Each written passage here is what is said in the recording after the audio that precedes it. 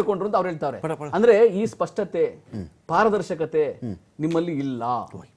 ಈಗ ಪಟಪಟ ಶ್ರೀನಿವಾಸ್ ಅವರೇ, ಈ ಒಂದು ಅಟ್ಯಾಕ್ ಅನ್ನೋ ಒಂದು ವಿಚಾರ ಬಂದಾಗ ಈ strategic military aspects of operation Sindoor ಅನ್ನೋ ಒಂದು ವಿಷಯವನ್ನೇ ಕನ್ಸಿಡರ್ ಮಾಡಿದ್ರೆ ನಾವು ಪಾಕಿಸ್ತಾನದ 20% ಅಷ್ಟು ಅವರ ವಾಯು ನೆಲೆಗಳನ್ನು ಏರ್ಫೋರ್ಸನ್ನು ಧ್ವಂಸ ಮಾಡಿದ್ವಿ ಅಂತ ಈ ಒಂದು ವಿಚಾರ ಬರುತ್ತೆ. ಇಲ್ಲಿ ಎರಡು ಭಾಗ ಬರುತ್ತೆ ಒಂದು ಆಪರೇಷನ್ ಸಿಂಧೂರ್ ಅಂತ ಬಂದಾಗ. ಒಂದು ವಿಚಾರವನ್ನು ಹೇಳ್ತಾರೆ, ನಾವು ಬರೀ ಉಗ್ರ ನೆಲೆಗಳನ್ನು ಟಾರ್ಗೆಟ್ ಮಾಡಿದ್ವಿ, ಉಗ್ರರ ಹೈಡೌಟ್ಸ್ಗಳನ್ನು ನಾವು ಹೊಡೆದು ಹಾಕಿದ್ವಿ ಅಂತೇಳಿ. ಹಾಗಿದ್ದಾಗ ಏರ್ಫೋರ್ಸ್ನ ಮುಟ್ಟಬಾರ್ದಾಗಿತ್ತು. ಉಗ್ರ ನೆಲೆಗಳೇ ಗುರಿಯಾದರೆ ಪಾಕಿಸ್ತಾನ ಉಗ್ರರಿಗೋಸ್ಕರ ಏರ್ಫೋರ್ಸನ್ನು ಇಟ್ಟಿದೆಯಾ ಇರೋ ನಮಗೆ ಗೊತ್ತಿಲ್ಲ. ಆಯಿತು, ಒಂದು ವೇಳೆ ಉಗ್ರರು ಆ ಪಾಕಿಸ್ತಾನದ ವಾಯುನೆಲೆಗಳನ್ನು ಬಳಸಿದ್ದಾರೆ ಎನ್ನುವುದೇ ನಿಜವಾದರೆ 20% ಮಾತ್ರ ಹೊಡೆದು ಹಾಕ್ಬಿಟ್ಟು ಯಾಕೆ ಬಿಟ್ರಿ? ಒಂದು ಜೆನ್ಯೂನ್ ಕ್ವಶನ್ ಇದೆ ಇಲ್ಲಿ. ಮತ್ತು ಟ್ರಂಪ್ ಹೋದಲ್ಲಿ ಬಂದಲ್ಲಿ ಈಗಲೂ ನಾನು ವಿರಾಮ ನಾನು ಮಾಡಿದ್ದು ಅಂತ ಹೇಳಬೇಕಾದ್ರೆ ಆಪರೇಷನ್ ಸಿಂಧೂರದಲ್ಲಿ ನಿಮ್ಮನ್ನು ಹಿಡಿದು ಎಳೆದು ಹಿಂದಕ್ಕೆ ಕೂರಿಸಿದಂಥ ಶಕ್ತಿ ಯಾವುದು? ಆಲ್ ಔಟ್ ಆಪರೇಷನ್ ಯಾಕಾಗಲಿಲ್ಲ? ಯಾರು ಕೇಳ್ತಾ ಇರಲ್ಲ ನಿಮ್ಮನ್ನು. ಜೆನ್ಯೂನ್ ರೀಸನ್ ಇತ್ತು ನಮಗೆ. ಪಹಲ್ಗಾಮ್ ಅಟ್ಯಾಕ್ ಅಂತ ಒಂದು ಜೆನ್ಯೂನ್ ರೀಸನ್ ಇತ್ತು. ಇದೇ ಇಸ್ರೇಲಲ್ಲಿ ನನಗೆ ದಾಳಿ ಮಾಡಿದ್ರು, ನಮ್ಮ ಜನ ಸಾಯಿಸಾಕ್ಬಿಟ್ರು ಅಂತ ಹೇಳಿ ಆ ಮನುಷ್ಯ ಗಾಜಾನೂ ಬಿಡಲಿಲ್ಲ, ಪ್ಯಾಲೆಸ್ತೀನ್ವರೆಗೂ ಹೋಗ್ತಾನೆ, ಇರಾನ್ವರೆಗೂ ಬೇಕಾದ್ರೆ ಆ ಮನುಷ್ಯ ಹೋಗ್ತಾನೆ ಅನ್ನೋದಾದರೆ ನಮಗೆ ಬರೀ ಒಂದು 3 ದಿನ 4 ದಿನಕ್ಕೆ ನಾವು ವಾಪಸ್ ಬಂದ್ವಲ್ಲ ಯಾಕೆ ಅಂತೇಳಿ ಪ್ರತಿಪಕ್ಷಗಳು ಲೋಕಸಭೆಯಲ್ಲಿ ಕೇಳ್ತಾ ಇರ್ತಕ್ಕಂಥ ಕ್ವಶನ್ ಇದೆ. ಇವತ್ತು ನಾನು ಅಟ್ಲೀಸ್ಟ್ ಇವತ್ತು ನಮ್ಮ ನಟರಾಜ್ ಗೌಡ್ರ ಹತ್ರ ನಿರೀಕ್ಷೆ ಮಾಡಿದ್ದೇನು ಅಂದರೆ, ಇವತ್ತು ಇಡೀ ದೇಶ ಬಯಸ್ತಾ ಇತ್ತು ಯಾವ 25 ಜನ ನಮ್ಮ ಹಿಂದೂ ಹೆಣ್ಮಕ್ಳನ್ನ ಧರ್ಮ ಕೇಳಿ ಪಾಕಿಸ್ತಾನದ ಜಿಹಾದಿ ಭಯೋತ್ಪಾದಕರು ಪಾಯಿಂಟ್ ಬ್ಲ್ಯಾಂಕಲ್ಲಿ ಸುಟ್ಟು ಅವ್ರ ಸಿಂಧೂರವನ್ನು ಅಳಿಸಿದ್ರು. ದೇಶ ಕೇಳ್ತಾ ಇತ್ತು, ಯಾವಾಗ 3 ಜನನ ನೀವು ಕೊಂದಾಗ್ತೀರಿ, ಜನಕ್ಕೆ ನೀವು ಯಾವಾಗ ಒಂದು ಸಾಂತ್ವನ ಹೇಳ್ತೀರಿ ಅಂತ. ನಮ್ಮ ಸೇನಾ ಬಲಗಳು, ಅದು JNK ಪೊಲೀಸ್ ಇರ್ಬೋದು, CRPF ಇರ್ಬೋದು, ಆರ್ಮಿ ಇರ್ಬೋದು, 3 ಜನನನ್ನು 72 ಜನ ವರ್ಜಿನ್ ಹತ್ರ ಕಳಿಸ್ಬಿಟ್ರು ಮೇಲ್ಗಡೆ ಸ್ವರ್ಗಕ್ಕೆ. ಇವತ್ತು ಕನಿಷ್ಠ ಇವತ್ತಾದ್ರೂ ಆಪರೇಷನ್ ಮಹಾದೇವಲ್ಲಿ ಏನು ಸಕ್ಸಸ್ ನಮ್ಮ ಸೇನಾ ಬಲಗಳು ಪಡೆದು ಅದಕ್ಕೆ ಒಂದು ಒಂದು ಒಂದು ಅಭಿನಂದನೆ ಹೇಳ್ತಾರೆ ಅಂತ ನಿರೀಕ್ಷೆ ಮಾಡಿದ್ದೆ. Unfortunately has disappointed me. Number 1, ನಾನಂತೂ ಅವರಿಗೆ ಎಲ್ಲ ನಮ್ಮ ಸೇನಾ ಬಲಗಳಿಗೆ ನಾನು ಭಾರತೀಯ ಜನತಾ ಪಕ್ಷ ಮತ್ತು 140 ಕೋಟಿ ಭಾರತೀಯರ ಪರವಾಗಿ ನಾನು ಅನಂತ ಅಭಿನಂದನೆಗಳನ್ನು ನಾನು ಅವರಿಗೆ ಸಲ್ಲಿಸ್ತಾ ಇದ್ದೇನೆ.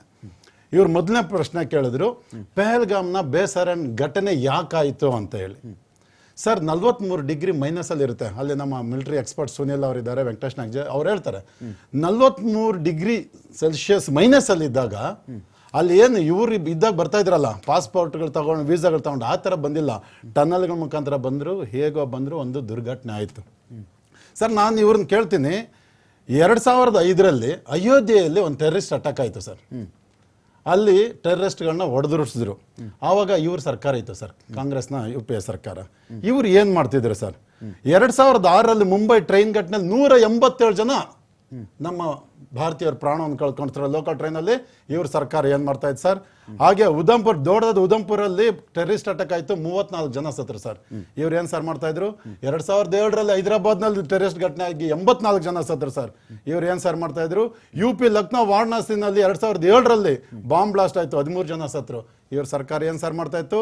2008ರಲ್ಲಿ ದಾನಾಪುರ್ CRPF ಕ್ಯಾಂಪ್ ಮೇಲೆ ಬ್ಲಾಸ್ಟ್ ಅಟ್ಯಾಕ್ ಆಯಿತು, 10 ಜನ ಸತ್ರು ಸರ್. 2008ರಲ್ಲಿ ಶ್ರೀನಗರದಲ್ಲಿ ಆರ್ಮಿ ಕ್ಯಾಂಪ್ ಮೇಲೆ ಅಟ್ಯಾಕ್ ಆಯಿತು, 10 ಜನ ಸತ್ರು ಸರ್. ಮುಂಬೈನ ಅಟ್ಯಾಕಲ್ಲಿ 2008ನಲ್ಲಿ 284 ಜನ ಸತ್ರು. ಇವ್ರದೇ ಸರ್ಕಾರ ಇತ್ತು. ಏನ್ ಕ್ರಮ ಕೈಗೊಂಡ್ರು ಸರ್? ಸಮ ಮಾಡ್ಕೊಂಡು ಒಂದ್ ನಿಮಿಷ ಬರ್ತೀನಿ. ಜೈಪುರಲ್ಲಿ 8 ಬ್ಲಾಸ್ಟ್ ಆಯಿತು, 64 ಜನ ಸತ್ರು. ಕಾಂಗ್ರೆಸ್ ಸರ್ಕಾರ ಏನ್ ಮಾಡ್ತಾ ಇತ್ತು.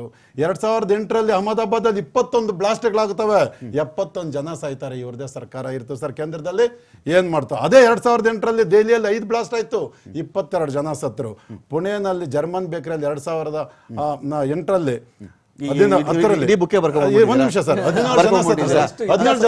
ಡಿಬೇಟ್ ಮಾಡುವ ಭಾಷಣ ಮಾಡೋಣ. ಇಲ್ಲ ಸರ್, ಪಾರ್ಲಿಮೆಂಟ್ ಮೇಲೆ ಅಟ್ಯಾಕ್ ಆಯ್ತು, ನೀವೇನ್ರಿ ಮಾಡಿದ್ರಿ? ಪಾರ್ಲಿಮೆಂಟ್ ಅಟ್ಯಾಕ್ ಆಯ್ತಲ್ಲ, ನೀವೇನ್ರಿ ಮಾಡಿದ್ರಿ? ನೀವೇನ್ ಮಾಡಿದ್ರಿ? ನಿಮ್ ಕತೆ ಹೇಳ್ರಿ ಅಂದ್ರೆ ಯಾವಾಗ್ಲೂ ಹಳೆ ಗ್ರಂಥಗಳು ನಾವು ನಮ್ಮ ಕಾಲದಲ್ಲಿ ಸರ್ ನಮ್ಮಲ್ಲಿ ಆಪರೇಷನ್ ಸಿಂಧೂರ ಡಿಬೇಟ್ ಮಾಡ್ತಾ ಇದ್ದೀವಿ, ಅದನ್ನ ಮಾತಾಡ್ರಿ ಅಂದ್ರೆ ಪುಲ್ವಾಮಾ ಸರ್ ಇವ್ರು ಕೇಳಿದ ಪ್ರಶ್ನೆಗೆ ಉತ್ತರ ಪುಲ್ವಾಮಾ ಅದು ಅಲ್ಲಲ್ಲ ಪ್ರಶ್ನೆಗೆ ಉತ್ತರ ಕೊಡ್ಬೇಕು. 13,800 ಪುಟಗಳಷ್ಟು ಚಾರ್ಜ್ ಶೀಟ್ ಬರ್ಕೊಂಡು ಪುಲ್ವಾಮಾದಲ್ಲಿ ಇವತ್ತು ನೀವು ಕೂತಿದ್ದೀರಾ. 19 ಜನ ಅಕ್ಯೂಸ್ಡ್ ಇದ್ದಾರೆ ಅದರಲ್ಲಿ. 10 ಕೇಳಿಸ್ಕೊಳ್ಳಿ, ನಿಮ್ಗೆ ಯೋಧಾನ ಇರಲಿ ಸರ್. ಇತ್ತೀಚಿನ ಘಟನೆಗಳ ಬಗ್ಗೆ ಮಾತಾಡೋಣ ನಾವು. 13,800 ಪುಟಗಳಷ್ಟು ಚಾರ್ಜ್ ಶೀಟ್ ಬರ್ದಿದ್ದೀರಿ. ನೀವೇ NIA ಅಂತ ಹೇಳ್ತೀರಾ, ಅವರೇ ಬರೆದಿದ್ದಾರೆ. ಒಬ್ಬನ ಹಿಡ್ಕೊಂಡು ಬಂದಿಲ್ಲ, ಒಂದಿಬ್ರು ಸಹಜ ಸಾವನ್ನಪ್ಪಿದ್ದಾರೆ, ಅವರು ಒಬ್ಬನ ಹಿಡ್ಕೊಂಡು ಬಂದು ಹೆಣಕ್ ಹಾಕಿದ್ರಿ ನೀವು. ಆಯ್ತು, ಈಗ ನಾವು ಕೇಳಿದ್ದೇನು ಇಲ್ಲಿ ಪಾಯಿಂಟು, ಇಲ್ಲಿ ಲೋಕಸಭೆಯಲ್ಲಿ ಚರ್ಚೆ ಆಗ್ತಿರೋದ್ರ ಬಗ್ಗೆ ನಾನು ಇವತ್ತು ಮಾತನಾಡಬಲ್ಲೆ. ಬೈಸರನ್ ವ್ಯಾಲಿಗೆ ನೀವು ಯಾಕೆ ಸೆಕ್ಯೂರಿಟಿ ಕೊಟ್ಟಿಲ್ಲ ಅಂತ. ಬಸವನಗುಡಿ ಕಡಲೆಕಾಯಿ ಪರಿಷೆ ಆದ್ರೆ ಸೆಕ್ಯೂರಿಟಿ ಇರ್ತಾರೆ ರೀ, ಒಂದು ಸಂತೆ ಆದ್ರೆ ಸೆಕ್ಯೂರಿಟಿ ಇರ್ತಾರೆ. ಜನ ಕೇಳ್ತಿರೋದು ಒಂದು, ಅಲ್ಲೇನೀಗ ಆ ಜನ ಬಂದಿದ್ದಂಥ ಸಮಯ ಇತ್ತಲ್ಲ, ಯಾವ ಪ್ರವಾಸಿಗರು ಬಂದಿದ್ರೋ -45 ಡಿಗ್ರಿಲಿ ಇರಲಿಲ್ಲ ರೀ, ಜನ ಆರಾಮಾಗಿ ಓಡಾಡ್ತಾ ಇದ್ರಲ್ಲಿ. ಯಾರು ಶೀತ ಹಿಮಗಟ್ಟಿಬಿಟ್ಟು ಯಾರು ಕೂತಿರಲಿಲ್ಲ. 45 ಡಿಗ್ರಿ ಮೈನಸ್ ಅಂತ ಹೇಳಿದ್ರೆ ಮನುಷ್ಯ ಹಿಮಗಟ್ಟದಲ್ಲ, ಅಲ್ಲಿ ಉಸಿರಾಡೋಕ್ಕೂ ಸಾಧ್ಯ ಇಲ್ಲ, ಸತ್ತೋಗ್ಬಿಡ್ತಾನೆ ಅವನು ಅಂಥ ಜಾಗದಲ್ಲಿ. ಅದಕ್ಕೆ ಯಾಕ್ರಿ ನೀವು ಸೆಕ್ಯೂರಿಟಿ ಕೊಟ್ಟಿಲ್ಲ ಅಂದರೆ, ಹಳೇದು ಓದ್ತೀನಿ, ಹಂಗಾರೆ ಹಳೇದೆಲ್ಲ ಇದು ಬಿಡೋಣ ಬಿಡ್ರಿ. ಹಂಗಾದ್ರೆ ನಾವು ಅವರು ಸಮ ನೀವೇನು ಡಿಫ್ರೆಂಟ್ ಅಲ್ಲ, ನೀವು ಸಿಕ್ಕಾಬಿಟ್ಟು ಡಿಫ್ರೆಂಟ್ ಆಗಿ ಅವತರಿಸ್ಬಿಟ್ರಲ್ಲ ಈ ಭೂಮಿ ಮೇಲೆ, ನೀವು ಅದನ್ನ ಡಿಫ್ರೆಂಟ್ ಆಗಿ ಹೇಳಿ. ನೀವು ಹಂಗೆ ಮಾಡಿದ್ರು ಅಲ್ಲೇ ಇರಿ, ಹಂಗಾದ್ರೆ ಅಲ್ಲೇ ಇದ್ಬಿಡೋಣವಾ. ನೋಡಿ, ಒಂದು ಘಟನೆಗೆ 2 ಮುಖ ಇರುತ್ತೆ. ಒಂದು ಕ್ರಿಯೆ, ಇನ್ನೊಂದು ಪ್ರತಿಕ್ರಿಯೆ. ಕ್ರಿಯೆ ಆಯಿತು ಊರಿನಲ್ಲಿ ನಾವು ಬಾಲಾಕೋಟ್ ಸರ್ಜಿಕಲ್ ಸ್ಟ್ರೈಕ್ ಮಾಡಿದ್ವಿ. ಕ್ರಿಯೆ ಆಯಿತು ಪುಲ್ವಾಮಾದಲ್ಲಿ ಟೆರರಿಸ್ಟ್ದು, ನಾವು ಒಳಗಡೆ ಹೋಗಿ ಏರ್ ಸ್ಟ್ರೈಕ್ ಮಾಡಿದ್ವಿ. ಪಹಲ್ಗಾಮ್ ಬೈಸಾರನಲ್ಲಾಯಿತು 100 ಕಿಲೋಮೀಟರ್ ಒಳಗಡೆ ಹೋದ್ರು ನಮ್ಮ ಸೈನ್ಯ. 100 ಕಿಲೋಮೀಟರ್ ಒಳಗಡೆ ಹೋಗಿ 11 ಟೆರರಿಸ್ಟ್ ಕ್ಯಾಂಪ್ಗಳನ್ನ ಧ್ವಂಸ ಮಾಡ್ತು, 8 ಏರ್ ಬೇಸ್ಗಳನ್ನ ಹೊಡ್ತು. ಪಹಲ್ಗಾಮ್ ಅಲ್ಲ, ಪಹಲ್ಗಾಮ್ ಕಿಲೋಮೀಟರ್ ನಮ್ಮ ಸೈನ್ಯ ಒಳಗಡೆ ಹೋಗಿತ್ತು. ನಮ್ಮ ಏರ್ ಸ್ಟ್ರೈಕ್ ಹೋಗಿತ್ತಲ್ಲ, ಕ್ಷಿಪಣಿ ದಾಳಿಗೂ ಸೈನ್ಯ ಹೋಗಿದ್ಕು ವ್ಯತ್ಯಾಸ ಇದೆ. ನೀವು ಏನೇನು ಮ್ಯಾಚ್ ಮಾಡಬೇಡ್ರಿ. ಕ್ಷಿಪಣಿ ದಾಳಿ ಯಾವುದು, ನಾವು ನಮ್ಮ 100 ಕಿಲೋಮೀಟರ್ ಒಳಗಡೆ ಇರುವಂತ ಟಾರ್ಗೆಟ್ ಗಳನ್ನ ಧ್ವಂಸ ಮಾಡಿದ್ದಾರೆ. ಇದು ನರೇಂದ್ರ ಮೋದಿ ಅವರ ನೇತೃತ್ವದ ಒಂದು ಪ್ರತಿಕ್ರಿಯೆ. ಚರ್ಚೆ ಮತ್ತೆ ಮುಂದುವರಿಸ್ತೀವಿ.